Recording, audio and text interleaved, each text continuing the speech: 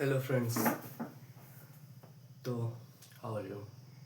तो आज मैं बताने वाला हूँ कि अगर तुम लोग वर्कआउट करते हो, घर पे करते हो, या फिर अगर तुम लोग घर पे करते हो, ये वीडियो मैं स्पेशली घर के लिए बना रहा हूँ क्योंकि मेरे जैसे बहुत बंदे हैं जो घर पे वर्कआउट करते हैं and they have no equipment for body building, for aesthetic physique. So अगर तुम घर पे वर्कआउट करते हो तो 99% चांस है कि तुम वर्कआउट को प्रोकास्टिनेट करते हो यार। घर पे उतना माहौल अच्छा नहीं होता ना। तुम घर पे अगर वर्कआउट करो तो you have no dumbbells, you have no barbell, तुम्हें अपनी बॉडी वेट से ट्रेनिंग करनी होती है तो तुम्हारा बिल्कुल भी मन नहीं करता ट्रेनिंग करने का। तुम पुशअप्स कितना ही करोगे, ओके। सो तुम्हारा वर्कआउट करने का बिल्कुल मन नहीं करता होगा घर में। You procrastinate every single day and ये सबसे बड़ी प्रॉब्लम है कि बोर तुम लोग को लगता होगा, वर्कआउट करने में तुम लोग को मज़ा ही नहीं आता होगा। तो आई विल टेल यू कि इस चीज़ को ख़त्म कैसे करें। अगर घर पे वर्कआउट करो तो तुम लोग, तो तुम्हारे पास कोई इक्विपमेंट नहीं है, तुम्हें अच्छा नहीं लग रहा है बस बॉडी वेट ट्रेनिंग करके, और सबसे बड़ी चीज़ है कि घर पे वर्कआउट करने के बाद तुम्हें रिजल्ट नहीं मिल रहा है, दैट्स वाई कि तुम प्रोक्रेस्टिनेट कर रहे हो। तो आई विल टेल यू कि कैसे इस चीज़ को ख़त्म करें। तो सबसे पहली चीज़, वार्म अप प्रॉपरली करो।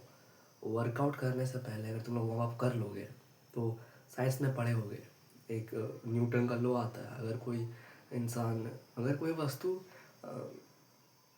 नॉर्मल एक अवस्था में रखा हुआ है तो उसी स्टेट में रहना चाहेगा जब तक उस पर कोई एक्सट्रीम बाहरी फोर्स ना लगे। एंड अगर कोई वस्तु गति में है, स्पीड में है, तो वो स्पीड में रहना चाहेगा जब तक बाहरी बल ना लगे, ओके।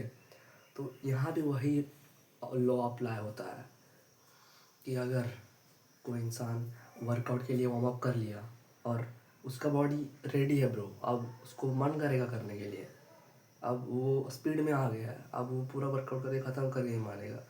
अगर तुमने वर्कआउट करने से पहले वार्म अप किया, तुम्हारी बॉडी रेडी हो गई फॉर वर्कआउट, फॉर मसल को तोड़ने के लिए। बट अगर तुम लोग वार्म अप नहीं करोगे, तुम लोग को मन ही नहीं करेगा, तुम्हारी बॉडी रेडी ही नहीं है। अब जब तुम लोग वार्म अप कर लिया, तुमने 30% 50% एक्सरसाइज तुम्हारा हो गया, अब तुम 100% कर लोगे क्योंकि अब तुम्हें वो बोरियत नहीं लगेगी क्योंकि तुमने वार्म अप कर लिया है।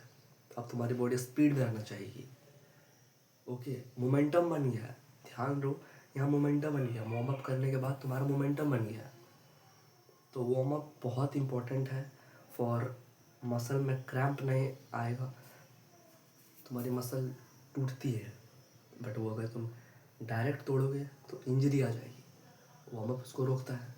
वार्म अप बहुत इंपॉर्टेंट है, वार्म अप करो, तुम्हारा वर्कआउट करने का मन करेगा, बॉडी से स्वेट निकलेगा, मसल को तोड़ने का मन करेगा, ओके। एंड जो सेकेंड थिंग है बहुत इंपॉर्टेंट है, वो है म्यूज़िक।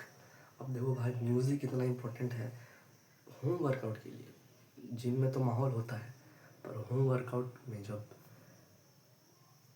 म्यूज़िक आता है तब तुम लोग को वर्कआउट करने का मन करता है। वर्कआउट जब तुम लोग करते हो तो वो जो म्यूज़िक का एक पार्ट होता है, या एक वीडियो 3 मिनट का म्यूज़िक, तो उस 3 मिनट का एक पर्टिकुलर पार्ट होगा, 6 सेकेंड, जो बहुत ही अच्छा पार्ट रहता है, जो गूज़बम्प ला देता है, जो फील होता है। तो उस टाइम तुम फेलियर जाओगे, फेलियर तक उस गाने को तुम इमेजिन करोगे और तुम फेलियर तक जाओगे। तो that's why music is also important in home workout. माहौल बना देगा ब्रो। तो प्लीज़ म्यूज़िक को ऐड करो, वार्म को ऐड करो। एंड जो थर्ड थिंग है जो बहुत इंपॉर्टेंट है, इन सबसे इम्पॉर्टेंट, वो है हंगर। अगर तुम्हारे पास भूख है, तुम चाहते हो कि मेरी बॉडी होगी, मेरी एस्थेटिक बॉडी होगी, और उस डर से तुम वर्कआउट ना करो, उस डर से तुम वर्कआउट को मिस कर रहे हो, तो तुम्हें खुजली होगी, तुम्हें भूख लगेगी, तुम्हें अंदर से चुल मचेगी वर्कआउट करने की। तो hunger is the most important thing. Hunger रहेगी तो तुम वर्कआउट करोगे, हंगर नहीं रहेगी, भूख नहीं रहेगी वर्कआउट करने की, तो नहीं करोगे, ओके। और thanks for watching my video.